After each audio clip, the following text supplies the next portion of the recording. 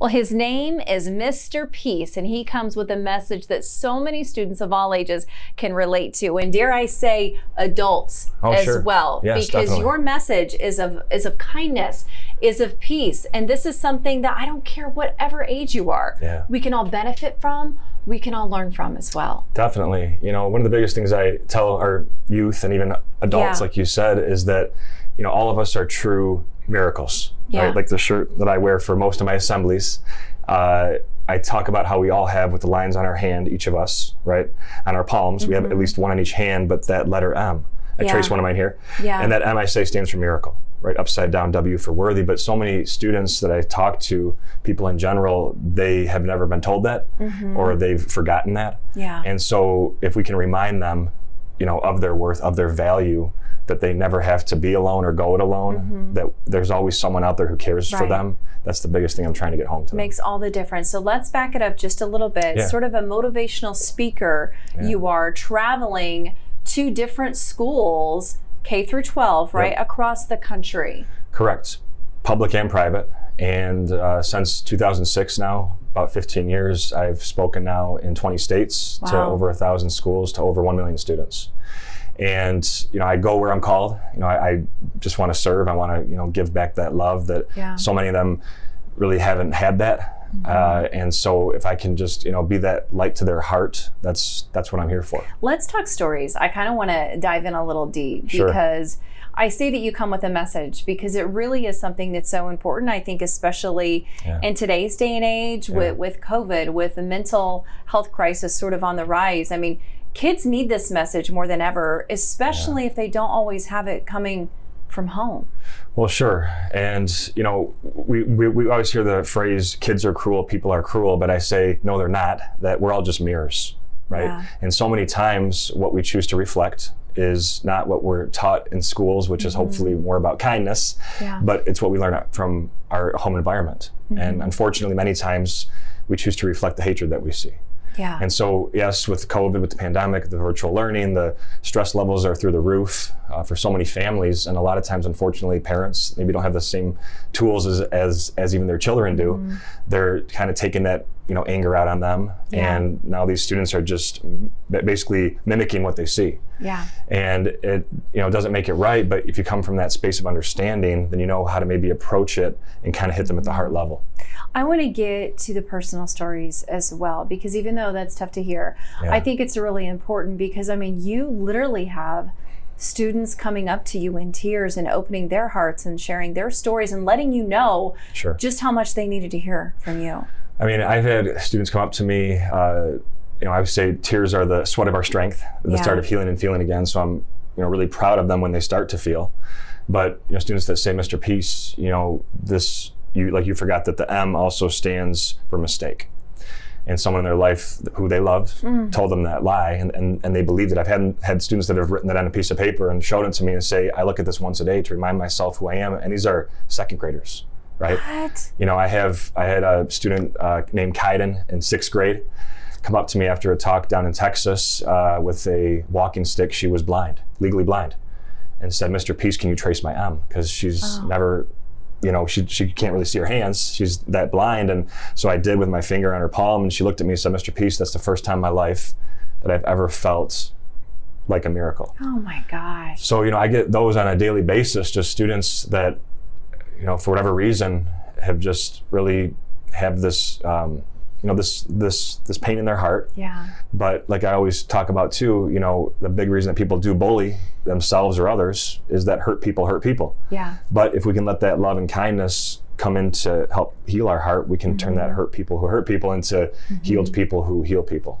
And my hope through all of that too, is you say hurt people.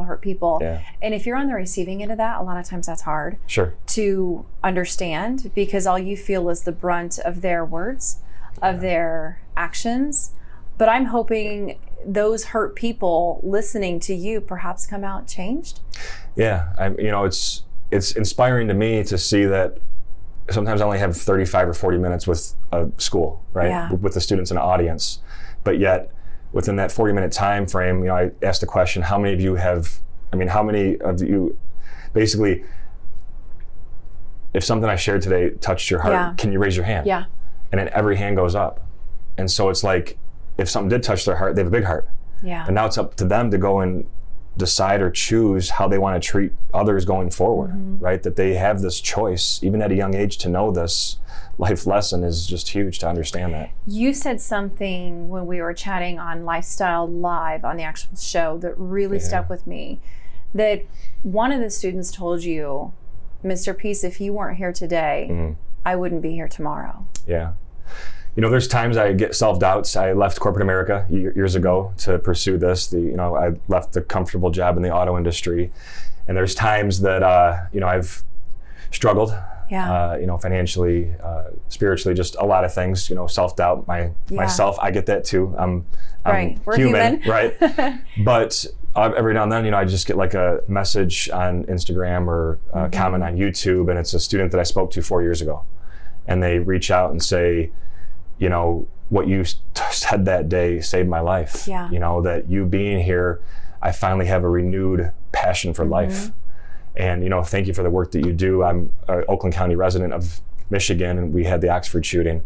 And some students that I spoke to back when they were in middle school that were now at the high school messaged me that same afternoon and said, I made it out alive, Mr. Peace, and your words are still ringing true today. I think what's tough is, as people, whatever type of family you're in, I think we automatically assume that so many people have the same type of family structure, if our structure is good, have the same type of support system. We are all kind of created equal that way, and the truth is, we're not. Sure. I mean, we all come from different backgrounds, and you also mentioned something saying that people just need to feel as if they're not alone, that somebody cares, that somebody is listening, and I think that truly can make all the difference. Sure. And somebody's outlook on themselves. Well, you and I just talked about that in the hallway earlier, that basically, family isn't just blood, right? Yeah. That you want to have them in your corner, the people that you love the most and care for the most, but a best friend, that sees you for who you are, just having one is worth everything. Yeah. And for these students to know that not every opinion matters, right? that basically what matters is what they believe is huge, because they're getting their self-worth from their cell phone, from the number of friends and followers. And it's crazy to me that, we have so many friends and followers on social media, yet we still feel so alone. So alone. Isn't that crazy? Oh, yeah. I mean, we dive into that very quickly, because I can't imagine, Mr. Peace, being even a middle schooler. I was about to say high school, but I mean, it's that tween teenage in this type of societal influence to where you do feel measured by the number of likes, the number of followers, but yet you're at home feeling so alone. Right. And, I do a parent program also on cyberbullying and social media, in addition to my school assemblies. Yeah. And, I tell them that sometimes I'm speaking in front of 1,000 students at once, like in a gym or an auditorium, and I ask the question, how many of you have ever felt alone? And every hand goes up. Yeah. And I'm looking at a room of 1,000 people, and I'm like, there's 1,000 people in this room, how can you feel alone? Yeah. But I get it, because, unfortunately, we compare ourselves to so many people around us, and this competitiveness is what just kind of drains the life out of us. Yeah. I saw a quote on the internet the other day. It said, what if Instagram closed at 6 p.m.? What if Facebook shut down at 6 p.m.? What if, TikTok, all these other ones just stopped, like they closed like they do for any business? Yeah. And we could actually take time to want to connect, to want to reach out. There was a study just done by the Common Sense Education Organization, and they basically interviewed and surveyed these teens and tweens, and they said that as a result of this pandemic, they are craving in-person connections more than ever. Yeah. Right? And they're grateful for the family time, that a lot of them have had more of that, being home with them. But to understand that we need those heart-to-heart relationships is huge. And sometimes I don't think, even as adults, that we do understand how important that is. And that's why I say, at the beginning of this interview, that message, it resonates with us. I mean, I'm 39, I'm almost 40 years old, and I still feel at times to where I need advice from somebody like you, because I've gone through things myself to where, how can people act like that? Like, do they have any idea how hurtful that is? How hurt I feel. Right. I'm still dealing with that as an adult. It's almost like this life management, because you can't change other people, but I guess it's how you react to it. I have a friend, she's 102, and I was at her birthday party and eating some great cake, but she basically said her most painful memory was back in 4th grade. over 90 years ago, remembers like it happened yesterday. She was in the front of the class giving a presentation, and a boy came up from behind her, put her down because of her weight, right? Because she was heavier than her classmates. And that one defining moment stuck with her till about age 40, when she finally forgave him in her heart to pursue becoming a youth worker to help other students who felt like she felt. She became healed to heal other people. But, there's teachers, counselors, they'll interrupt my assembly sometimes, and they'll say, I'm sorry, but I have to share something with everybody here. My most painful memory was back in second grade when the teacher brought me in front of class and said, we have to teach Elizabeth to do math because she's too dumb to do it herself. Oh my gosh. I have teachers. And that's an educator. Well, right. And a lot of them, fortunately, now that's become their fuel to their fire to become that second grade teacher themselves, so it doesn't happen to their students. That is such a great takeaway. Yeah. Because I've worked, you've had teachers, but you grow up and then you have bosses. Oh yeah. You have managers, you have coworkers, and people that you think are supposed to lead and set an example, and they don't. But I think the takeaway is to learn what they didn't do correctly, or what you feel in your heart they didn't do correctly, and make sure that you give to others what you didn't feel yourself. Yeah, and I think the biggest takeaway too is that these teachers, these educators, they understand, great ones, that they have to reach these students at the heart level, because they're coming to school with their balloons like ready to explode, so many of them. They got all this weight and pressure from home and what's going on with the pandemic, like you mentioned earlier. And if we don't hit them right there and actually show them that we care, then they aren't going to care what we have to say, right? I've had principals come up to me and they say, a student's crying because there's drug abuse at home, and she's witnessing all this terrible, all these terrible things. And some of them will come up to me and say, well, now their whole day's shot because they're crying. And I'm like, and they're like, how are they going to learn math now? And I said, do you think they were going to learn math before I came, when they had all this going on inside? I said, we have to reach them there, and it's, like the need is greater than it ever has been. And especially at school, because I feel like a lot of times with these kids, if they don't have that quote unquote home life that you think is normal or what they should have, school is like their safe place. It's their escape. And they need that. I think now more than ever. Yeah, and I tell them when I speak to them at these assemblies, I don't come pretending to know what goes on behind closed doors, because I don't. I just come with an open heart, hoping to touch a small piece of yours, right?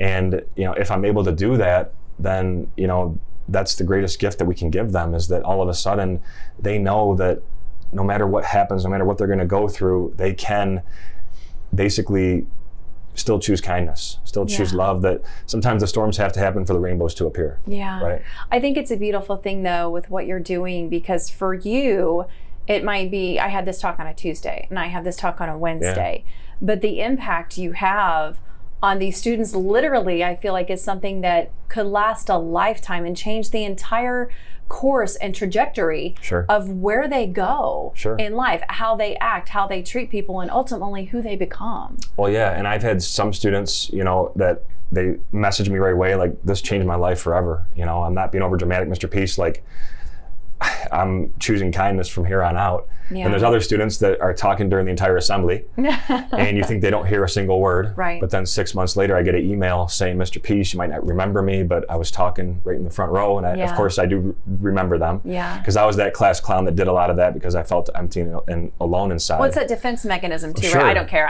what you're saying, but yet you still kind of, a little bit, you have that ear. And then eventually they say, hey, you might not think I heard a word, but I heard every word. And at that time, you talked about painful memories in our life, and I hadn't really had one until last night when my best friend overdosed. And all of a sudden now they're scrambling, now they're looking for answers, for hope. And so I always say that, at a minimum, the seed has been planted, right? Whether or not they're ready to receive it at that moment, that's up to them and up to their life and their experiences. But if we can at least just go with that mentality, like I do at every talk, like, I'm going to give it my all, because this might be the last time I ever see these people in my life. And this might be the last day I ever get to speak. So we don't know, there's no guarantees. And so if I can have that approach every time I speak, then I'm giving all that I have, because sometimes the only thing people remember you for is your heart. And that goes back to that saying that they don't always remember what you said, but people remember how you made them feel. Oh, sure. And I feel like that is everything. Again, at any age, I feel like we could all benefit from that. But it also does remind me that to not judge people just on what you see, because we are all walking our own paths, but also carrying a burden that perhaps not everybody knows about, because we project this outside appearance of everything is great and wonderful and I've got this and that. And then, you know, I hear of like the former, I believe it was Miss Universe or Miss USA who just committed suicide. I saw that. And that to me is so heartbreaking, because I'm very familiar with that world, and I look at her and I'm like, wait, what? You're beautiful. You had everything going for you. I mean, you're a host with Extra TV. Obviously, you're in the pageant system. You're beautiful. You're successful. But you don't always know what they're dealing with underneath all of that. And I always say too, you know, suicide's not about wanting to die. It's about not wanting to deal with that pain anymore. Yeah. Right. That escape, I guess. Right. And it's just that self-hatred and non-love has gotten so high that unfortunately, you know, when it finally spills over, it's either going to be onto ourselves with the self-harm, or like we're seeing too often in the news, you know, how we treat others poorly. But I guess, you know, my whole take is that if we can take a little bit of time to kind of assess the situation and realize that it's a temporary pain, right? That it will pass. We don't go towards that permanent solution right away. But again, unfortunately, with how inundated our youth are becoming with the instant culture and the, you know, multitasking, alternating attention is just going through the roof, right? They're just so like spread so thin and like 6-second videos that what we're seeing is that, you know, somebody punches them, they're going to punch right back. Right. You know, something happens to them, I might end my life. Yeah. And they're not taking this time for conflict resolution to breathe, to like just, you know, understand the consequences. Right. And that's what we're seeing. So, you know, how do we start to reverse some of those trends? And that's where I feel I come in. I know we're going to wrap this up here shortly, but I want to end with, if we're not able to have you in our schools, in our classrooms, if we're not able to have you as a speaker, what advice can you give the listeners, the viewers watching and listening, something that we can take away ourselves, but also go home and give to our children? Well, the biggest thing is time, right? That's the one commodity that we don't have enough of, and that we wish we had more of. So I always say, you know, for parents, guardians, you know, just to get as vulnerable as possible, right? Because again, your children, they aren't going to really, again, care what you have to say until they know that you're vested in their well-being. And, you know, if I can't come virtually, if I can't come in person, you know, there's videos online that I have created, you know, to try to motivate people. That they can definitely search Mr. Peace on all the social media platforms, hopefully find some inspiration that way. But again, I think if we know as parents that we want to model this, we want to, you know, model that change, that it starts with us setting the example. Right. And so many studies I've seen recently, you know, parents are in agreement that, you know, social media is having more of a hurtful and harmful effect than it is beneficial.